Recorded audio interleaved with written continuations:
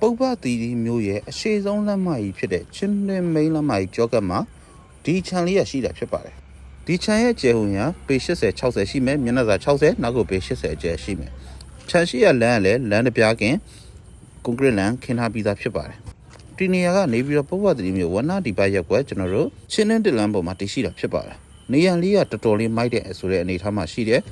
ချမ်းရှိမှဆိုလို့ရှိရင်လည်းကျွန်တော်တို့လောကမြေပြင်ထားပြီးသားဖြစ်တဲ့ရေမြောင်းတွေပါရတဲ့တေချာလေးလှုပ်ထားပေးပြီးသားဖြစ်ပါတယ်ဗျဒီခြံခွက်ထဲမှာဆိုလို့ရှိရင်ကျွန်တော်တို့အသင်းတွေတိုက်လေးတစ်လုံးပါမယ်ရေမီပါပြီးသားဖြစ်ပါတယ်ကျွန်တော်တို့လက်တင်နေလို့ရအောင်လှုပ်ထားပြီးတာကိုတွေ့ရမှာဖြစ်ပါတယ်ဒီအိမ်လေးကိုခြံရဲ့အနောက်ဘက်မှာကပ်ပြီးစောက်ထားပေးတာဆိုတော့ရှေ့မှာလည်းမြေချမ်းတွေအများကြီးရှိသေးတယ်လူချင်းမတို့အပင်တွေပဲစိုက်နောက်ထပ်အိမ်တစ်လုံးပဲထပ်ဆောက်လုံးဝအဆင်ပြေတယ်ဆိုတဲ့အနေအထားမှာရှိပါတယ်